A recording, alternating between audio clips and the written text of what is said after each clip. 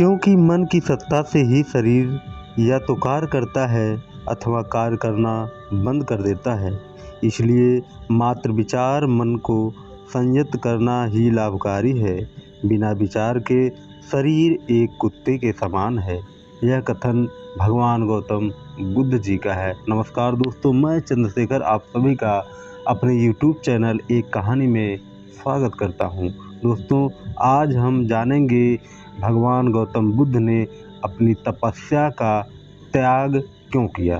तो चलिए आगे देखते हैं दोस्तों। सिद्धार्थ गौतम की तपस्या और उत्पीड़न का अभ्यास अत्यधिक कठोर प्रकार का था। ऐसा 6 वर्ष के लंबे समय तक जारी रहा। 6 वर्षों के अंत में उनका शरीर इतना दुर्बल हो गया था कि वह चलने फिरने के काबिल नहीं थे। तब भी उन्हें कोई नया प्रकाश दिखाई नहीं दिया और वह संसार के दुख की समस्या के समाधान के निकट भी नहीं पहुंच पाए थे जिस पर उनका मन केंद्रित था।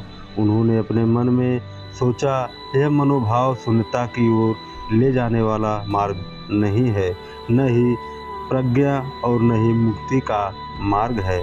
कुछ इस संसार के सुख के निमित्त कष्ट उठाते हैं, कुछ दूसरे स्वर्ग लाभ के नियमित परिश्रम करते हैं।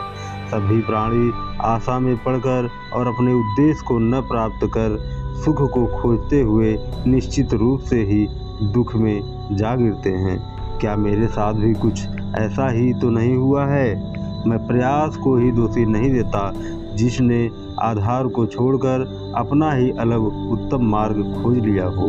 मैं जो पूछता हूँ वह यह है, क्या शरीर को पीड़ा देना धर्म कहा जा सकता है? क्योंकि मन की सत्ता से ही शरीर या तो कार्य करता है अथवा कार्य करना बंद कर देता है। इसलिए मात्र विचार मन को संयत करना ही लाभकारी है। बिना विचार के शरीर एक कुत्ते के समान है। यदि केवल शरीर की ही बात होती तो शायद भोजन की शुद्धता से ही श्रेष्ठता प्राप्त हो सकती थी, किंतु तब उस कर्ता में भी गुण श्रेष्ठता है, लेकिन सब किस काम का है?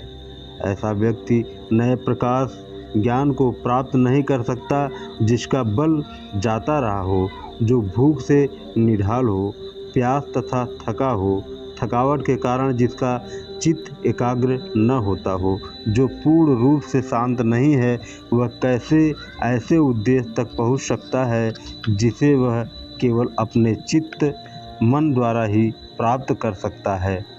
सच्ची शांति और चित्त की एकाग्रता शरीर की आवश्यकताओं की पूर्ति से ही ठीक प्रकार से प्राप्त की जा सकती है। उस समय उर्वेला में सेनानी नाम का एक गृहपति रहता था। उसकी पुत्री का नाम सुजाता था। सुजाता ने एक निग्रोध वृक्ष में मन्नत मांग रखी थी कि यदि उसके पुत्र लाभ होगा तो प्रति वर्ष उसे भेंट चढ़ाया करेगी।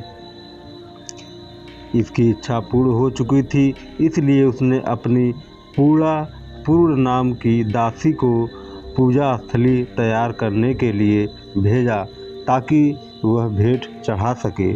सिद्धार्थ गौतम बुद्ध को निग्रोध वृक्ष के नीचे बैठा देख पूर्णा ने सोचा कि वह वृक्ष देवता थे जो स्वयं ही वृक्ष से उतरकर नीचे आ गए थे।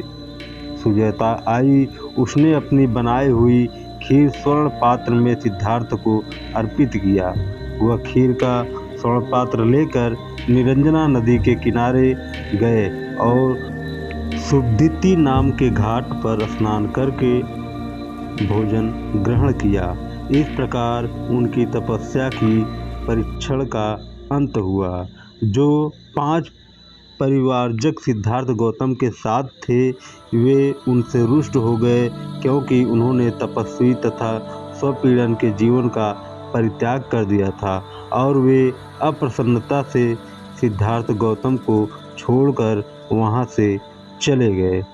नमस्कार दोस्तों, यदि आपको यह वीडियो अच्छा लगा है तो कृपया लाइक, सब्सक्राइब और कमेंट कीजिएगा। धन्यवाद।